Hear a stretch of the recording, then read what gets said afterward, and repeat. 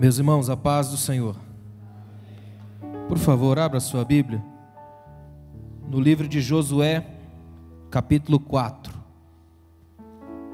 Josué, capítulo 4, nós vamos ler dos versículos 19 até o 24. E Deus colocou uma palavra tremenda no meu coração, uma vez que a gente está vindo de uma campanha, né? Campanha de Jabes. Eu acredito que todo mundo está vitorioso, amém, irmãos? Então, já que a gente recebeu vitória até aqui, hoje eu quero falar sobre muito mais do que uma vitória, amém, irmãos? Que é para você saber o que vai fazer com toda essa vitória que recebeu ao longo dessa campanha toda. É bom, não é? João Manuel, Deus abençoe, prazer te ver.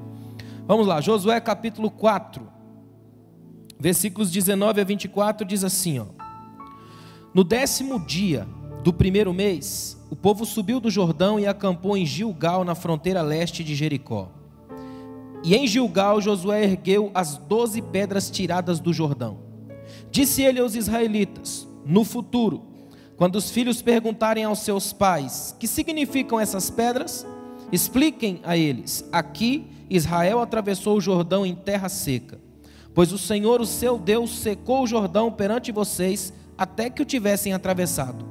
O Senhor, o seu Deus, fez com o Jordão como fizera com o Mar Vermelho, quando o secou diante de nós até que o tivéssemos atravessado. Ele assim fez para que todos os povos da terra saibam que a mão do Senhor é poderosa e para que vocês sempre temam o Senhor, o seu Deus. Amém. Pode sentar. Muito mais do que uma vitória. Alguns textos da Bíblia começam com informações que a gente, numa leitura muito rápida, acha até que não precisava estar aí.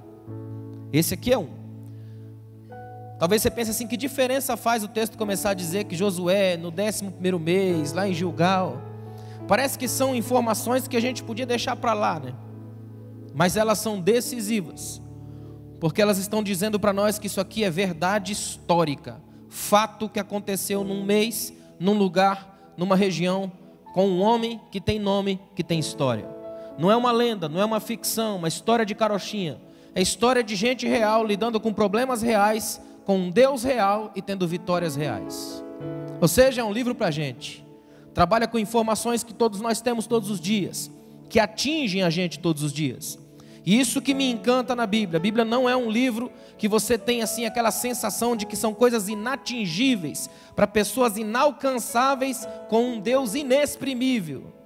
A Bíblia é feita para a gente como a gente, no chão da gente, com um Deus que em Cristo fez gente para abençoar a gente.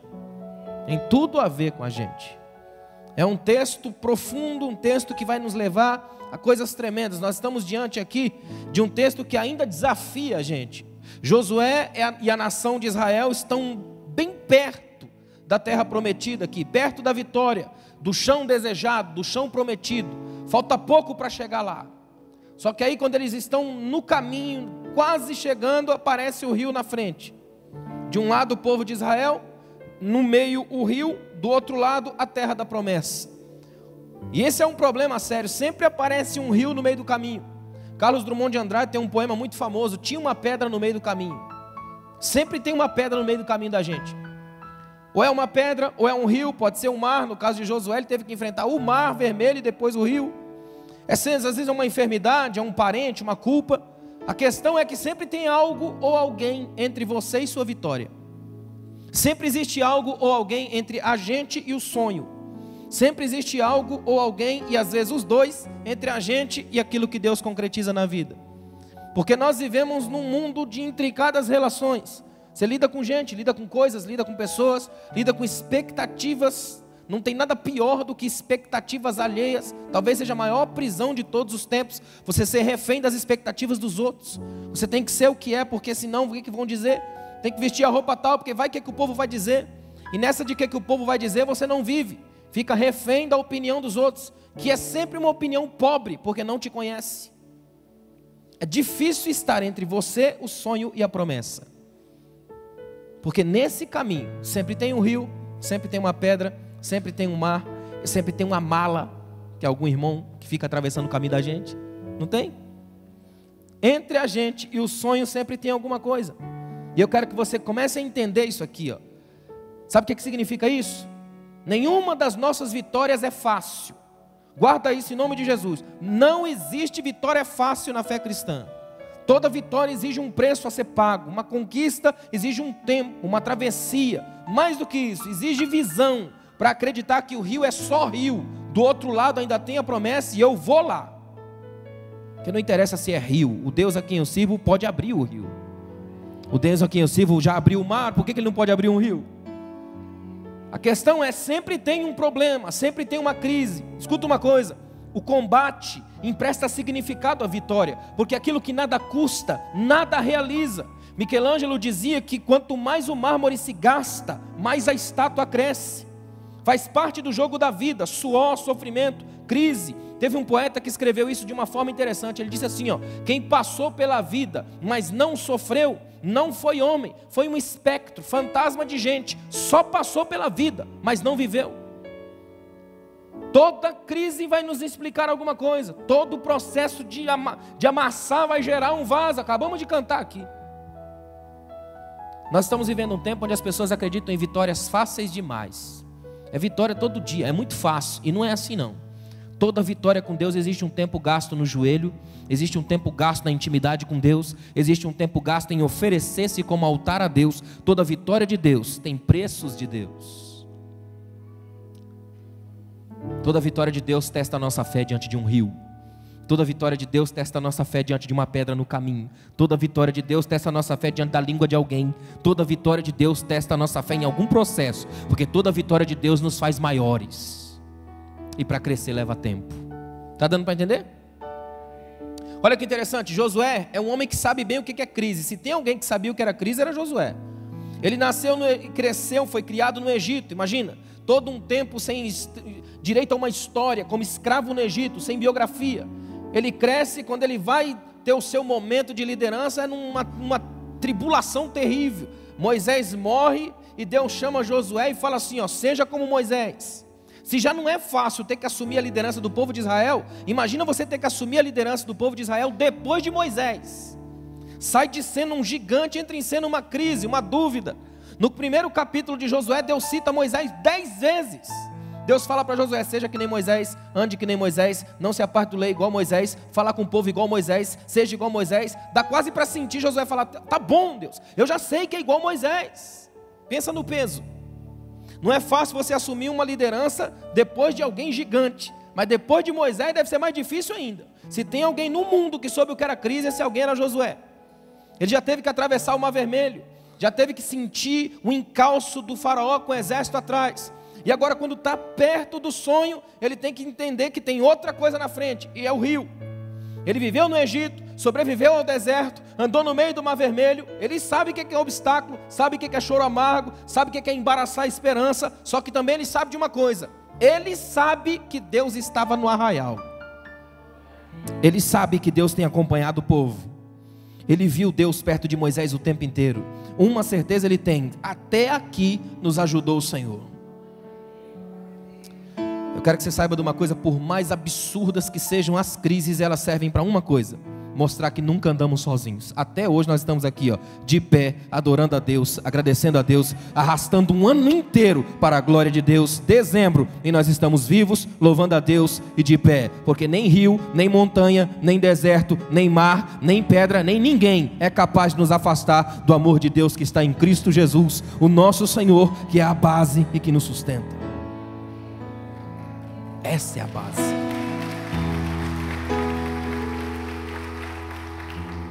É interessante distinguir vitória de vitória.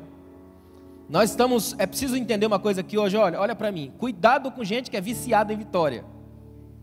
Porque toda vitória é perigosa por um ângulo. No pódio só cabe um. É ou não é? Cuidado com uma coisa: toda vitória é solitariamente eufórica, enquanto algumas derrotas são solidariamente amargas. Eu prefiro a solidão amarga de uns 4 que perderam do que a vitória de um chato sozinho. Por isso que os antigos diziam: não grite alto a tua vitória, porque a inveja tem sono leve e ela acorda fácil, né? Aliás, essa é uma coisa que eu tenho aprendido ao longo do tempo: guardar certos segredos, porque se você joga, já era. Os escritores antigos diziam que a quem você entrega os teus sonhos, entrega também a liberdade. Vitórias são perigosas, presta atenção nisso aqui, ó. Tem vitórias que elas são apenas momentos de respiro, no ritmo acelerado de angústia. Você tem de angústia sobre angústia, de Deus dá uma vitória, você respira, relaxa. Só que tem vitórias que são brados retumbantes de salvação, e essas são as mais perigosas, porque são vitórias que te fazem sentir num certo momento, e esse momento é que é o momento perigoso, que é o momento onde você pode, ainda que inconscientemente, roubar a glória de Deus para si. É quando você pode olhar ao redor e dizer, eu fui abençoado e você não. É quando você pode sentir aquela sensação de que Deus no universo inteiro só olhou para você. Essa sensação é mortal. Por isso que a coisa mais próxima de uma vitória para quem de fato é cristão chama-se humildade. É você receber essa vitória e dizer que nem Davi, o que eu posso dar para o Senhor se tudo já vem das tuas mãos? Eu só me curvo e agradeço pela graça que eu não merecia, mas recebi porque veio de ti. O Senhor me viu, o Senhor me achou e olhou para mim. É extremamente difícil ser humilde depois de vencer. Se já é difícil ser humilde no normal, depois de vencer é mais difícil ainda. Porque depois de vencer a gente tem a sensação de ser demais. É por isso que os filósofos dizem que quando você estiver numa corrida, é melhor que se você não conseguir chegar em primeiro, é melhor chegar em terceiro. Em segundo é terrível, porque o segundo sempre olha para o primeiro e acha que perdeu. O terceiro olha para o quarto e fala, cheguei melhor. É ou não é? É melhor o terceiro do que o segundo. O segundo vem com a depressão de perder. O terceiro já vem no máximo. Mais um pouquinho eu chegava no segundo. Algumas vitórias podem destruir você. Eu quero que você saia daqui hoje com uma certeza no seu coração. Talvez Deus não te deu o que você pediu. Agradeça a Ele, porque Ele conhece o amanhã, Ele já mora lá. Ele sabe que algumas vitórias podem te destruir no processo. O que adianta ganhar o mundo inteiro e no processo perder a alma? Olha que tremendo. O que a gente precisa fazer para transformar nossas vitórias em muito mais do que uma vitória? Primeiro, é preciso deixar marcas na história. Algumas vitórias nossas precisam ser mais que vitória. É quando elas deixam marca, legado, memorial. É isso que o texto mostra para nós. Esse texto aqui é intrigante porque ele leva a gente a refletir. Parece estranho que fatos tão marcantes como a travessia de um rio precisem ser marcados por pedras. Já parou para pensar nisso? O texto bíblico diz que Josué falou, quando vocês entrarem no rio, peguem pedras. Vocês já passaram pelo mar e não pegaram nada. Agora passa pelo rio e pega em pedras. 12. Quando a gente sair do outro lado do rio, a gente vai erguer um altar a Deus. A questão, sabe qual é? Olha que interessante. Parece que você diz assim, não, o povo passou pelo rio, já é um milagre tremendo, não precisa mais de pedras. Mas Josué faz questão, quando vocês passarem no rio, vai lá no leito do rio, pega pedras. Chega do outro lado, levantem um altar e deixem lá. Sabe por quê? Porque o povo esquece. Se tem uma máxima triste do nacional brasileiro, do popular brasileiro, é o seguinte: o povo tem memória curta, é ou não é? Dificilmente a gente lembra até em quem votou nas últimas eleições. O povo esquece fácil, e Deus conhece a natureza humana, sabe que é da natureza humana esquecer, que a gente passa hoje pelo rio, do outro lado glorifica a Deus, mas lá na frente se tiver outro problema a gente vai murmurar de novo. Sabe o que é murmuração no hebraico? Memória teimosa, que insiste em trazer aquilo que era para ter ficado lá.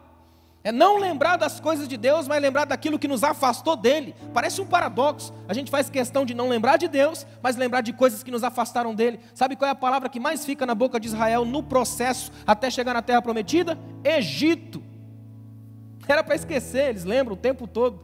Era para esquecer dos escravos, eles lembram o tempo todo. Era para esquecer do problema, eles lembram o tempo todo. A gente faz a mesma coisa. Uma estatística antiga diz que nós ficamos 65% do nosso tempo no passado, revendo antigas escolhas, antigos erros, arrancando as cascas das antigas feridas, de modo que elas nunca saram. A gente nunca está no hoje, ou está no passado, revendo um monte de coisa que deu errado, ou projetando um futuro que a gente não sabe se vem. O pior problema que existe é apostar no futuro, porque você não sabe se ele vem, e se quando ele vier, você vai estar lá. Josué é o indivíduo que ensina isso para a gente. O texto mostra para nós a tática utilizada: pedras como memorial, pedras como testemunhas perenes de uma ação de Deus que resultou na libertação e na transformação daquele povo. Pedras que ficam como marcas. Sabe por quê? Nem toda pedra significa que é uma morte sua. Algumas pedras vão se transformar em testemunhos. Não é para você dizer assim, aquela ali alguém me arrancou. Porque tem gente que fala o seguinte: com as pedras que atire em você, construa um memorial. Muito pelo contrário. Se você levantar uma parede com pedra que o povo te atinge, vai ser uma parede da sua desgraça. Porque toda vez que você olhar na pedra, vai falar, aquela lá foi a irmã fulana que me atirou, miserável. Essas pedras aqui não foi ninguém que jogou.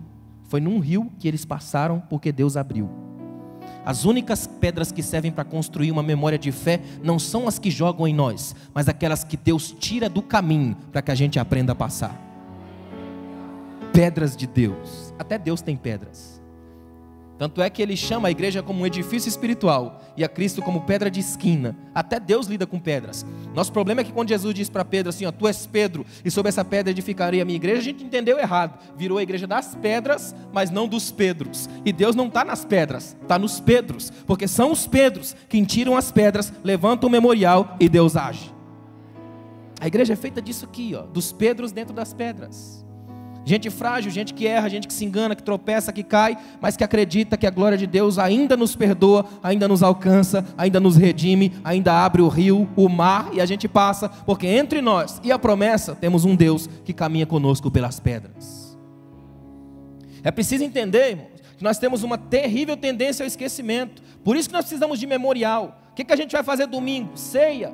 Um memorial todo trabalhado na lembrança. Olha que tremenda a ceia, tão extraordinária, que ela consegue unir o tempo inteiro numa única refeição. Olha que tremendo, façam isso em memória de mim, passado, memória. Examine-se a si mesmo, hoje, até que ele venha, amanhã, passado, presente e futuro, na mesma mesa, numa refeição pequena, cujo maior símbolo não é o tamanho nem a configuração, mas a capacidade que ela tem de encher a alma, para a gente saber todo mês que ele morreu por nós e que nós continuamos aqui aguardando a sua vinda, fiéis e obedientes a ele, memorial na história. Um dos efeitos devastadores do pecado é a forma que ele paralisa, que ele adultera, que ele corrompe a nossa mente, que ele atinge a nossa memória. É estranho como Israel, nos momentos de crise com Deus, faz questão de lembrar do Egito. A nossa memória sempre vai trabalhar a favor do pecado. O diabo vai usar a nossa memória sempre nesse quesito, de que você não pode, que você não dá, que você errou lá atrás. Vai trazer o tempo todo antigas lembranças. A agenda do diabo é só de retrocesso, o tempo todo. Incrível, toda vez que Israel tem algum problema com Moisés, eles lembram do Egito. Eles começam a lembrar até do que comiam no Egito, é impressionante. Lembram de tudo. Sabe por quê? Porque a sua memória ainda não foi curada. Quando a memória é tocada pela graça, a gente aprende a lembrar dos grandes livramentos que Deus nos dá, dos grandes escapes que Deus nos dá. É que a gente não sabe, irmão, mas esse dia inteiro nós arrastamos até aqui porque Deus foi nos livrando de uma série de coisas ao longo do dia. Você está vivo aqui hoje porque Deus livrou você de acidente, de infarto, de um monte de coisa. Você está de pé aqui hoje glorificando a Deus, respirando, abençoado, porque o Espírito Santo tem te guardado o dia todo. A gente precisa trabalhar a memória para deixar um memorial na história. Não é por acaso que os grandes homens, as grandes mulheres e os grandes feitos são rapidamente esquecidos. Sabe por quê? Porque o povo esquece com facilidade, porque coisas que não passam pela alma, não deixam marcas, não ficam como memorial, some. Aliás, esse foi o grande problema dos discípulos. Eles estão vendo Jesus subir e ficam pensando, como é que faz agora? Porque Jesus vai embora. Só que ele deixou uma promessa, o Espírito virá. Irmãos, entre Jesus e o Espírito voltar, foi o tempo mais perigoso da igreja na terra. Uma pausa, um parêntese divino na história. Sabe por que o povo permaneceu? Porque estavam juntos em oração. O memorial já não era uma coisa, era eles todos. Por isso que quando o Espírito desceu, cada um era um altar, e o Espírito estava em todos, porque a igreja agora já não era uma pedra imensa na história, era ela mesma o memorial de Deus na vida. A nossa igreja não é para ser um prédio na paisagem da cidade, é para ser um memorial de que aqui Deus muda histórias, aqui Deus abre mar, aqui Deus abre rio, aqui a gente deixa marcas, aqui nós somos transformados, aqui nós temos muito mais do que uma vitória. Deixe marcas aqui hoje em nome de Jesus. Levante altares a Deus, consagre memórias a Deus. Guarda isso em nome de Jesus, transforme a sua vitória em uma coisa maior do que simplesmente vitórias pequenas como a gente coloca todos os dias. Nós não estamos aqui hoje simplesmente para fazer uma fila de gente e perguntar para todo mundo, o que você ganhou? Nós estamos aqui hoje para olhar para todo mundo e saber que ninguém aqui poderia ter ganho nada, mas a graça deu tudo para todos. É por isso que nós estamos vivos e adorando a Deus, porque Ele é fiel em nós. Deu para entender? Deixe marcas na história. 2, aprenda uma coisa aqui, ó. Tenha conteúdo nas suas vitórias. É importante demais isso, conteúdo nas vitórias. Parece estranho isso. Mas o texto diz assim, ó, olha o que o texto diz: quando seus filhos perguntarem, o que são essas pedras? O caminho da vitória sempre passa pelo lugar onde a gente sofreu. Tem volta. Essa volta é pedagógica, é para gerar testemunho. Sabe o que ele está dizendo?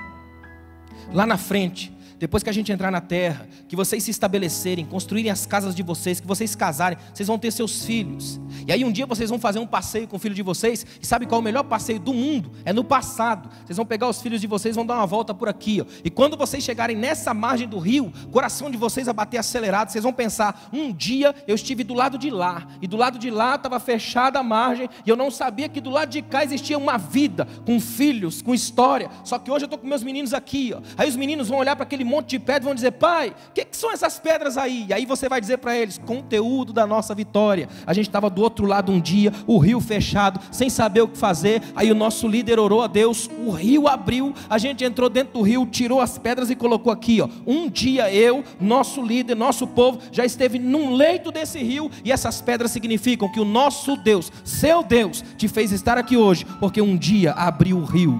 Pedagogia de Deus. Sabe o que significa isso? Deus quer dar vitórias para nós aqui, que elas possam ser contadas de geração em geração. Vitórias que eu possa dizer, lá atrás Deus me salvou. Tem gente que vive fugindo de cidade para cidade. Ele não pode voltar em alguns lugares, ele não pode ser em outras partes, porque ele fica só fugindo. O que Deus quer para você hoje é o contrário, que você não mais fuja, mas que acerte o retrovisor da vida e olhe para trás, para enxergar redenção no seu passado, e o Deus que muda a sua história lá atrás, para você poder caminhar para frente de cabeça erguida. São pedras como lembranças de um fato que ocorreu, símbolos de uma travessia. É um jeito de contar uma grande história. São pedras com significado, com conteúdo. Elas não são historinhas, lendas, mitologias, anedotas. Não são contos para fazer criança dormir. Elas não são os terríveis testemunhos que tem pelas igrejas de hoje. Aqui é um memorial de pedras, com constatação concreta de um fato. É um conteúdo. Eles estão dizendo, pode passar gerações, se amanhã os filhos dos meus filhos, os netos vierem aqui, eles vão ver essas pedras. Eles estão dizendo o seguinte, em todo o tempo, nós tivemos um Deus que nunca faltou seu testemunho na história. Ande pela vida, e quando você encontrar montes de pedra, vai encontrar ações de Deus em algum tempo da história. Isso significa que eu e você hoje que estamos aqui, ó, temos a alegria de poder virar para trás sem ter nenhum esquema escondido, sem ter nenhum podridão guardado no armário. Nós aqui hoje estamos livres para olhar para trás, porque o nosso Deus cura as nossas feridas lá atrás, nos ajuda no hoje e projeta amanhã. Quem está em Cristo é nova criatura, as coisas velhas se passaram, tudo se fez novo. Escuta o que eu vou te dizer, Deus não dá vitórias vazias. Toda vitória de Deus tem a natureza dele, tem o amor dele, tem a graça dele. Em outras palavras, toda vitória de Deus tem Deus. Cada vitória de Deus vai ter o conteúdo da presença dele. Olha o que o texto diz, eu não sei se você prestou atenção nisso, mas nos versículos que a gente leu, o tempo todo se repete uma expressão, o Senhor, seu Deus. Essa é a expressão que mais se repete. E ele fala assim, ó, fala para os seus filhos, que essas pedras aqui, ó, é porque o Senhor, o seu Deus, fez eles passarem pelo rio. O Senhor, o seu Deus, tirou do Egito. O Senhor, o seu Deus, guardou com mão forte. Ele está dizendo o seguinte, não vou dar vitórias para ninguém que não tenha relação comigo. Vitória para mim não é um mercado, é relação com Deus. Sabe por que tem tanta gente destruída nas igrejas hoje? Porque eles acham que a igreja é um shopping divino. Então ele vem aqui num dia, aí tem um mágico aqui vestido de mercador do sagrado, e o cara vende facilidades e vai jogando para o povo. Aí você enche a sua sacolinha vazia de promessa e volta no outro dia vazio, sem relação nenhuma. Aqui não, aqui você tem que ter uma relação com Deus. Você vem no culto, você é abraçado por alguém, você ministra, você oferta, você recebe, você está envolvido num lastro de corpo. Você tem base, tem vida, a cabeça é Cristo. E quando você menos percebe, está todo envolvido com Deus. Aí tem vitórias de Deus, porque você tem o Deus das vitórias e as vitórias de Deus. Cuidado com os vendedores de Deus, essa quitanda da fé que tem hoje aí. Para todo lado os caras estão atirando vitória. Aí eu fico perguntando, se todo mundo vence na igreja, olha para mim aqui, digamos que todo mundo aqui hoje venceu. Se todo mundo aqui hoje venceu, o consolador tem que ir para a igreja do lado, porque consolo é para quem perdeu, não é para quem venceu, é ou não é? E eu não sei você, mas eu não quero estar numa igreja onde o consolador não se sinta à vontade. Porque se o consolador quer se sentir à vontade aqui, ele tem que encontrar alguém para consolar, algum coração quebrado, alguém precisa dele, alguém clamando, consolador me ajuda, porque eu preciso de ti hoje. Ele acha isso aonde? Nas igrejas, onde tem gente precisando de Deus. Eu não sei você, mas eu preciso do Consolador hoje, porque Ele vai trabalhar na minha vida, vai me ajudar a curar feridas, vai trabalhar os meus sonhos, vai trabalhar comigo. Ele vai fazer de tudo para gerar Cristo em mim. Nunca aposte em vitórias onde Deus não esteja, porque vitórias onde Deus não esteja não são vitórias, elas são apenas maquiagem, caricatura de um sucesso, mas lá na frente vão se revelar num terrível fracasso. Qual que você escolhe? Sucessos de Deus ou os fracassos lindos que o mundo tem para você? Quer ver uma coisa tremenda? Nós estamos falando aqui de história, não é teoria, de fatos, não apenas ideias. É a concretude, não é a palidez abstrata de uma invenção. O texto começa com imagem histórica, lugar, nome, data. O texto está dizendo de um país que até hoje você pode visitar, o Egito. O texto fala de um povo, de uma nação, de uma história. O que o texto está dizendo? Isso aqui não é contado simplesmente para elevar alguém, para criar uma massa de marketing e fazer você entender alguma verdade que eu estou querendo colocar e manipular aqui. Não, aqui é verdade de fato, é história verdadeira, de um Deus de verdade, agindo com gente de verdade, em crise de verdade. Aí a Bíblia diz que Jesus Cristo é o mesmo ontem, hoje e eternamente. Então, Ele ainda é de verdade, ainda age com gente de verdade, em problemas de verdade, dando vitórias de verdade. É o seu Deus. É esse Deus, Deus de verdade. Quer ver uma coisa? O texto faz menção ao Deus que fez o mar vermelho se abrir. O texto coloca isso aí. Josué fala, vocês passaram pelo mar vermelho. Ou seja, ele conta uma história que ele viveu, e agora ele vai viver uma história para contar. É tremendo isso. Ele já está contando, eu vivi, eu passei no Mar Vermelho, e agora tem um rio que eu vou passar também. Já vivi uma história para contar, e agora vou viver mais uma para contar também. Conto uma história que vivi, e vou viver outra história para contar. Sabe o que ele está dizendo? Com Deus, eu sou colecionador de histórias. Eu passei pelo mar, passei pelo deserto, passei pelo rio. Portanto, o que vier eu passo, porque eu conheço um Deus que age em mim em todas as circunstâncias, em todas as instâncias e em todos os momentos. Eleva os olhos para os montes, de onde me virá o socorro? Do Senhor que fez os céus e a terra, Criador que está acima de tudo.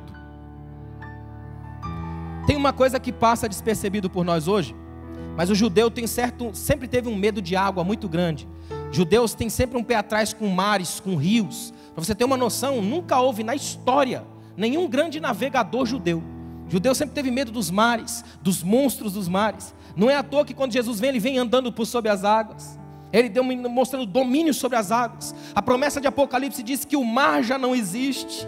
Sabe o que o texto está dizendo para mim e para você? É Josué dizendo, não interessa se foi mar, se são rios, não interessa. Pode ser a água que for, eu conheço um Deus que é capaz de ser Senhor sobre as águas. E com Ele eu atravesso por meio delas. A minha vitória tem conteúdo.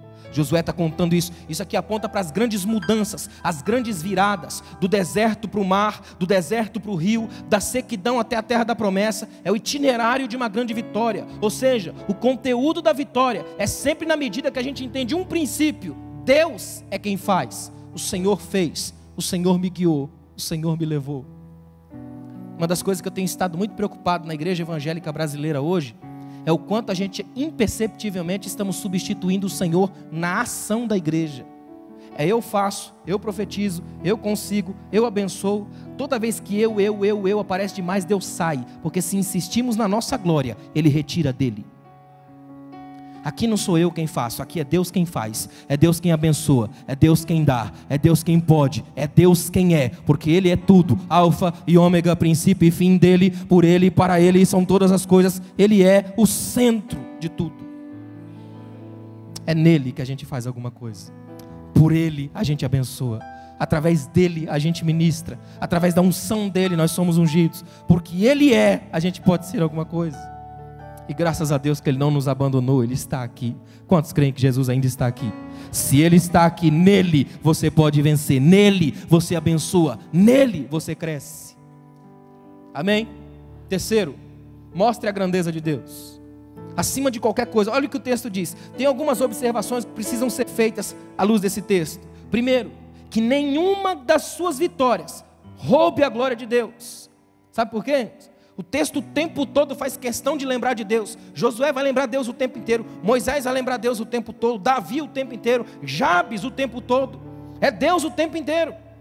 Isso significa que eu não preciso ficar o tempo todo com a camiseta dizendo que Deus é meu Senhor da minha vida. Não preciso encher o carro de adesivo dizendo que foi Deus que me deu. Eu só preciso ter uma certeza na minha vida. Eu sei que o meu Redentor vive e que sozinho eu não posso nada. Mas com Ele eu passo pelo meio de um exército, eu transponho muralhas, eu passo pelo meio do rio, eu passo pelo meio do mar, porque Ele é o meu Deus e eu sou dele. Relação de dependência. Você se sente filho de Deus? Tem gente que está na igreja, mas ainda não conhece Deus. Tem gente, por exemplo, que não tem uma relação com Deus, apesar de participar da igreja. Ele vem para a igreja porque ele não tem uma agenda social lá fora. Você sabia que tem gente que não desvia porque não conhece ninguém fora da igreja? Ele não tem vida social lá fora. Então ele fala, se eu desviar, eu não vou conhecer ninguém. Aí eu fico morto aqui dentro, porque aqui pelo menos eu te conheço. É gente que não conseguiu ainda entender que ele aqui dentro faz parte de um corpo.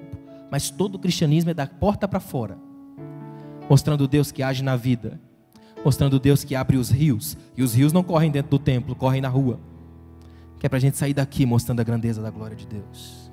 Segundo, Deus, escuta isso aqui, ó, Deus mesmo ordenou a Josué que fizesse o memorial, foi Deus quem deu a ordem para ele. Depois você lê o capítulo 4, versículos 2 e 3, Deus dá a ordem para Josué, escolha, faça, levante um memorial. Ou seja, isso aqui é parte da missão evangelizadora da igreja, é contar a história da redenção. Cada vez que você vencer, aproveite para propagar as ideias do reino. Isso significa que Deus só dá vitórias para a igreja na medida em que quer que a igreja se transforme em missionária. Deus dá uma vitória para você, não é para que você se sinta melhor que os outros, é para que você mostre para os outros que Deus é real, existe, através da sua vida, pode ser diferente na vida deles. Toda pessoa que vence na igreja é um agente de evangelização, é missionário por excelência. Já pensou? Eu fico pensando aqui, ó, no projeto da mente de Deus, há 14 anos atrás, Deus pensa uma igreja como essa, só que pensando essa igreja, Deus é tão extraordinário que Ele não pensa ela só para cá. Ele pensa essa igreja com uma projeção lá na África. E pessoas que sequer sabiam da nossa existência hoje são tremendamente abençoados, quilômetros de distância, porque nós estamos aqui. Explica isso. É um Deus que nunca está pensando aqui, Ele está pensando lá, ó. Ele quer projetar você lá longe. Se Ele te abençoar é para mostrar para a sua família que Ele é real na sua vida. Ele não está provando para ninguém que Ele é um máximo, que Ele não precisa provar nada para ninguém. Ele só está mostrando para você que você pode ser testemunha viva da ação de Deus ainda hoje. Você quer ver uma coisa? Esses dias uma irmã perguntou para mim, pastor, por que na nossa igreja não tem milagre todo dia? Eu falei, porque se fosse todo dia era rotina, né? E milagre não é rotina, é o extraordinário, é um servo provisório da palavra. Ele existe só para levar as pessoas para a palavra. A gente precisa o mais rápido possível entender isso. Eu estava numa igreja uns tempos atrás, uma irmã falou assim, pastor, por que na nossa igreja não cai gente endemoniada? Sabe aquele povo que gosta daquela missão assim, mais adrenalina divina, que gosta de ter uns arrepios para sentir que está crente? Não tem? Um povo assim, hollywoodiano, espiritualidade Steven Spielberg, né? Ela falou para mim, por que não cai endemoniado na nossa igreja? Eu falei, porque aqui é simples, o demônio fica lá fora, a pessoa entra aqui, já liberta, adora a Deus, recebe vida. Nosso negócio não é com o diabo, é ele para lá. Nosso negócio é com as pessoas, Deus traz as pessoas, a gente ora, o Senhor abençoa, elas voltam para casa felizes e o diabo perde na porta. Porque o nosso compromisso aqui não é com o inferno, é com o céu. Aqui é ambiente de céu, aqui é lugar de graça. Nós não viemos aqui para ver ninguém rolar para lá e para cá. Nós viemos aqui para levantar do chão uma multidão, um exército se preciso for. O nosso compromisso é com Deus e é com Ele que a gente sai como missão evangelizadora. Olha que tremendo. Nossas vitórias precisam despertar nos outros a percepção da grandeza de Deus e ao mesmo tempo da nossa dependência. As pessoas precisam olhar para nós com uma certeza: se Ele recebeu, eu também posso receber, porque nós estamos no mesmo nível como humanos. Sabe qual é o problema de muita gente? É que fica tão cheio de si que ele gera culpa no outro. A tendência do outro é olhar e dizer assim, por que Deus só abençoa ele e não abençoa a mim? É ou não é? Por que acontece só com ele e não acontece comigo? O processo da igreja é o contrário. A igreja abençoada, genuinamente vitoriosa, é aquela que a pessoa olha para mim e fala, graças a Deus, se Deus abençoou ele, também pode abençoar a mim, porque a gente está no mesmo nível, e o Espírito Santo que age nele também age em mim, porque a Bíblia diz que o Espírito testifica dos que são filhos de Deus. Nossas vitórias devem ser lembretes constantes de que Deus caminha conosco nos territórios de crise. Deus caminha comigo, Deus caminha com você. E deixa eu te dizer uma coisa aqui, ó. Sabe como é que Deus mostra as grandes vitórias para nós? Não é quando a gente está bombando, quando a gente está no ápice, arrebentando com tudo. Esse é um momento perigoso. Os grandes momentos de vitória conosco são os momentos no limiar da destruição. É o caso de Josué. Se Deus não abre o rio, como é que faz? Morre tudo ali. É porque Deus abre o rio que ele vence. Se Deus não abre o mar, o que acontece? Exército de Faraó trucida Israel. É porque Deus abre o mar que eles vencem. Esses dias eu li uma coisa que mexeu demais comigo. Um escritor de um livro que eu estava lendo diz o seguinte: imagine que um dia você estivesse andando pela Palestina e você desse de cara com a cena macabra da cruz, grotesca. Imagine você olhar para aquele indivíduo na cruz, cravado, o peso do corpo fazendo cair para cima, num movimento absurdo de vontade de respirar sem conseguir direito, todo machucado, os olhos inchados, sangue por todo lado misturado com o suor e o pó, e o sol ainda para piorar a situação, uma angústia monstruosa. Você olha para ele, as mãos dilaceradas, os pés arrebentados, situação terrível. Aí você olha bem para ele assim, sabe o que ele vai dizer para você? Eu venci. Pensa numa verdade tremenda. Eu venci. Você apostaria todas as fichas que esse cara perdeu, mas ele garante para você, tá vendo isso aqui, ó? Eu venci. A minha vitória é isso aqui, ó. Porque quando eu morrer aqui, o túmulo vai ficar vazio e você vai estar inserido nessa vitória aqui, ó. Eu venci. Oh, vitória tremenda de Jesus na cruz por mim e por você. Quando você pensa que não, é que é verdade. Fica de pé, por favor. Que você saia daqui hoje transformando a sua vitória em muito mais do que uma vitória, com uma certeza tremenda no seu coração. Não tem nada mais extraordinário do que andar perto de Jesus. As nossas grandes vitórias são todas vitórias da cruz. Nesse mesmo livro o escritor fala assim: já pensou que você está ali no... Imagina essa cena aqui, ó. Você chega no Jordão, você ficou sabendo que João Batista está batizando um monte de gente. E aí você fala: eu vou lá também para ser batizado por João Batista. Aí você fica numa fila imensa, e João batizando o povo, você na fila. De repente você está assim na fila e você olha na sua frente, tem um Galileu, que você não dá nada, porque ninguém dava nada por Galileu. Pode vir alguma coisa boa de lá?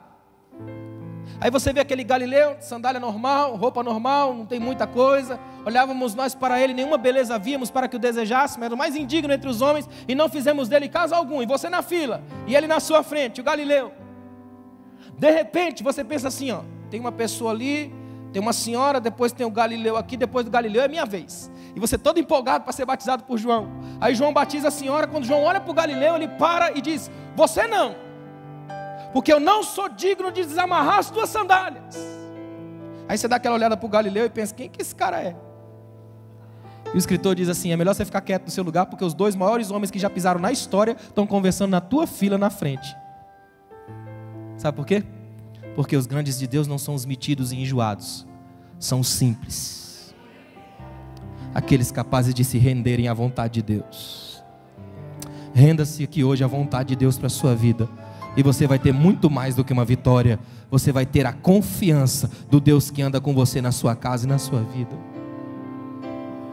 Eu quero orar com você agora nesse momento. Se de algum modo você acha que foi tocado por Deus e quiser vir aqui à frente, eu quero orar com você. Quem sabe hoje Deus quer transformar as suas vitórias em muito mais do que uma vitória. Ou quem sabe você é um daqueles que está assim no limiar do rio, tem uma pedra imensa no caminho, um mar, um rio, e você sabe que vai ser difícil atravessar, mas o Espírito Santo vai te ajudar aqui hoje. Vem aqui à frente, eu quero orar com você. Quem sabe hoje Jesus vai fortalecer os teus passos. O Espírito Santo é o nosso Consolador. Nele as nossas vitórias têm conteúdo. Conteúdo nas vitórias. Que coisa tremenda que é isso. É poder dizer para todo mundo: eu tenho uma vitória, e essa vitória tem Deus, a marca de Deus, feita por Deus. Eu não venci simplesmente porque eu fui passando por etapas. Eu venci porque a graça de Deus me alcançou, e alcançado pela graça de Deus eu sou livre para adorá-lo. Você vai poder voltar para casa hoje dizendo: eu sou muito mais do que vitorioso, porque eu estou vencendo com aquele que é o Senhor da cruz, o Rei dos Reis, Senhor dos Senhores, o único que deixou um túmulo vazio para a história, para todo mundo saber como memorial na história, que Ele venceu a morte, e nele eu tenho vida. Feche os seus olhos, coloca a sua mão no coração, como um símbolo. Senhor, aqui no centro da minha vida, eu quero te oferecer tudo que eu sou, tudo que eu tenho, tudo que eu imagino, que faz parte de mim, da tua visão para mim, Senhor. Ó Deus, obrigado, Pai. Obrigado por tantas vidas aqui à frente, Senhor, nesse momento, Pai. Só o Senhor sabe, Pai, o quanto elas podem sair daqui hoje muito mais do que vitoriosas. Nós não queremos vitória sem a tua presença, Senhor. O que nós queremos aqui hoje é a garantia da tua presença, porque aí todas as vitórias, Senhor, serão do conteúdo da tua presença. Consola corações, Pai. Fortalece as mãos. Dá coragem, Pai, para encarar a vida, para pegar as pedras do fundo do rio, para transformar em memoriais, Senhor, para deixar uma marca no mundo e dizer para todas as pessoas: eu tenho um Deus que tem sido meu companheiro fiel, que nunca me deixou, que não me abandona. Eu creio no Cristo que venceu, e na vitória dele eu posso vencer. Eu creio no Cristo que anda comigo, creio no Cristo que me ajuda, no Cristo que ministra a palavra ao meu coração, e sei, Senhor, que em ti nós somos mais do que vencedores por aquele que nos amou. Que ninguém saia daqui hoje sem ser impactado pela tua palavra, Pai, porque a tua palavra é vida, e ela vai entrar profundamente em cada coração. Obrigado, Senhor, por todas as vitórias aqui, em nome de Jesus, amém. Aplauda o Senhor o máximo que você puder. Obrigado, pastor.